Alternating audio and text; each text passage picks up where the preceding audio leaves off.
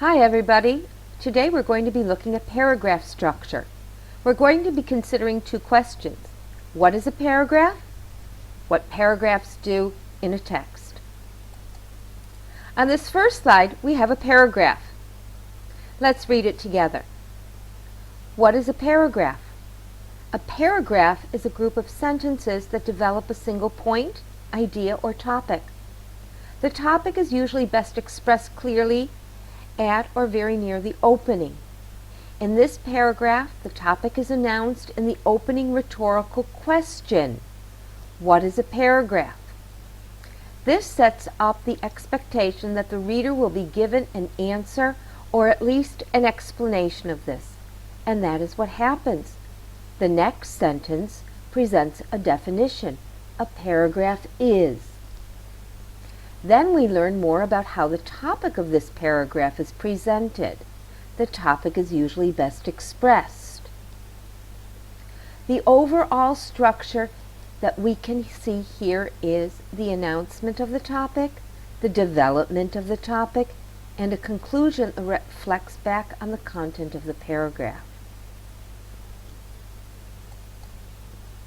The next thing we want to consider is, what do paragraphs do? Let's look at this paragraph. Paragraphs are helpful to both writers and readers.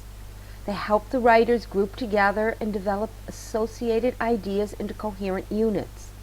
This is useful both at the planning and writing stages. When planning, it is helpful to collect thoughts together into topics or points, each of which might be later worked up into a paragraph. When writing, if you are clear about the nature of the paragraph that expresses a single topic, point, or idea, you'll find yourself writing with greater clarity and purpose.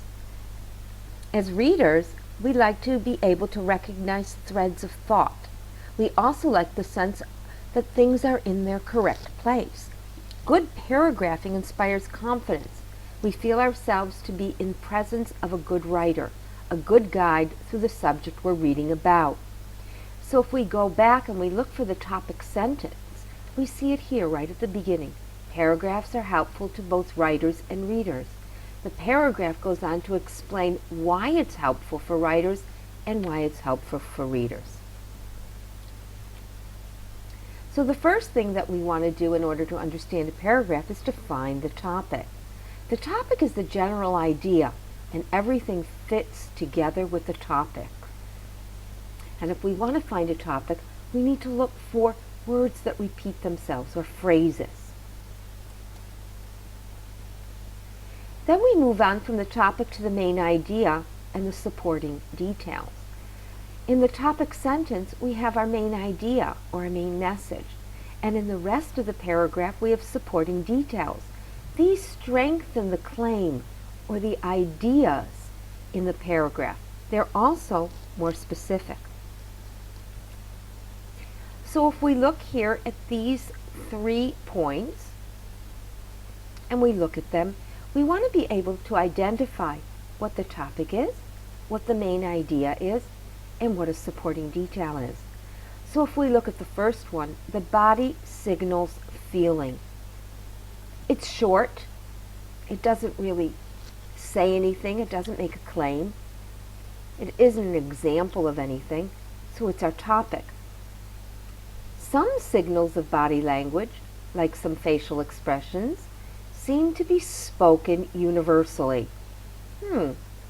Like shows us it's an example, but it's between these 2 commas. So let's look at the sentence. Some signals of body language seem to be spoken universally. Well, the main part of the sentence really isn't an example. I think it gives us a main idea. Let's look at the next one and then we'll make our decision. When people are depressed, it shows in their walk, stance, and head position. We've got an example of how the body signals feeling. So this is a supporting idea, and this is our main idea. So when we look at a text, we've got a main idea on a topic, and this main idea is supported by details, and details support more details. So if we look and we say, what is the majority of the paragraph? The majority of the paragraph is details. And all of these details help to support or show us the main idea. So when we look at supporting details, we have to say, well, what do? Well, they've got lots of purposes.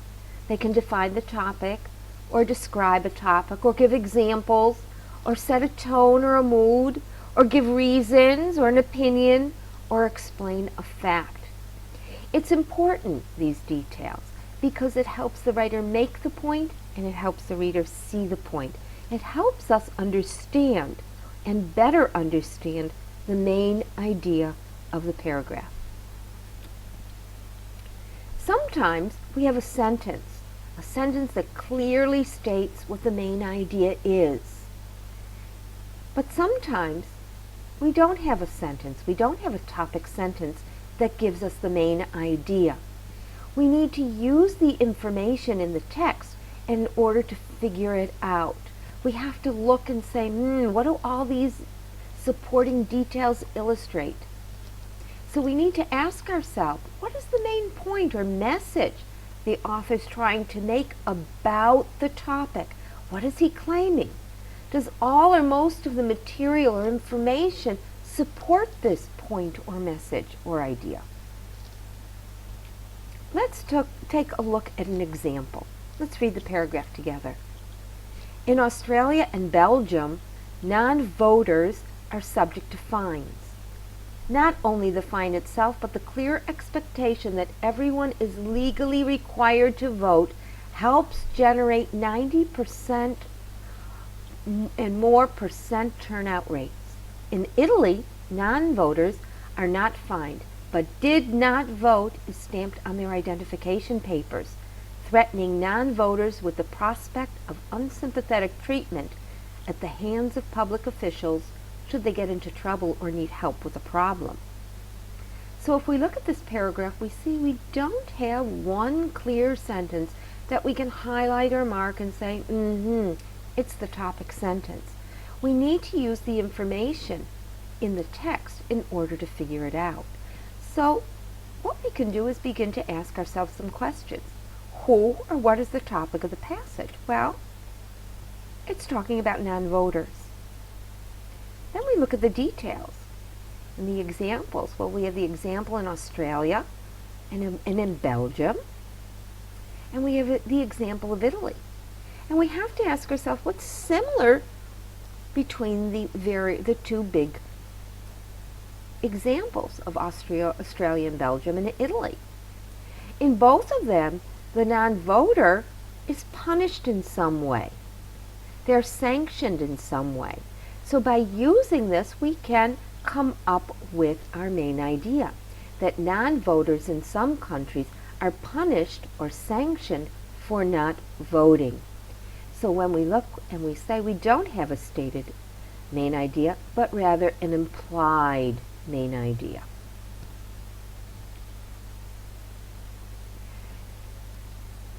Finally, we have to look at the physical. What does it actually look like? We look at the text and we can see that it's divided into paragraphs. Can you imagine a text with no paragraphs, none whatsoever?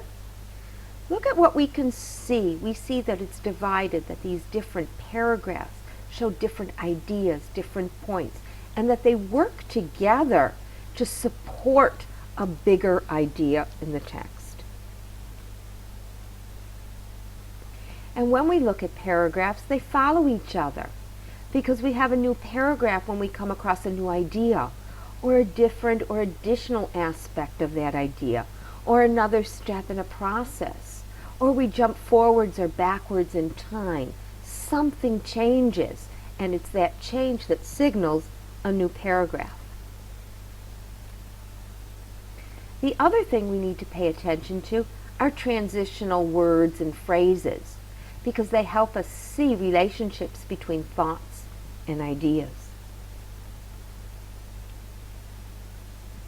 And often we can look and see these kinds of expressions that start a paragraph. It's a question that can only be answered by, and we can go through each and one of these and see how they're introducing a new idea or a new aspect of the idea. So to sum up, we've got lots and lots of books, and in those books we've got lots and lots of paragraphs. And as readers, what we need to do is to make sense of all those paragraphs which tell a wonderful and interesting story. So now you're an expert on paragraphs, so go on and do the quiz.